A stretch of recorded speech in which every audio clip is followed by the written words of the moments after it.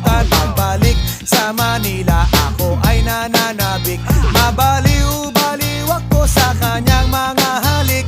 Okay lang, di maiwasan na mamiss paminsan-minsan. Pero pag kami nakita, aking panggigigilan. Di ko siya titigilan when she comes.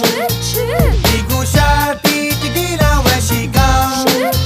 Di ko siya titigilan, di ko siya titigilan, di ko siya titigilan when she comes.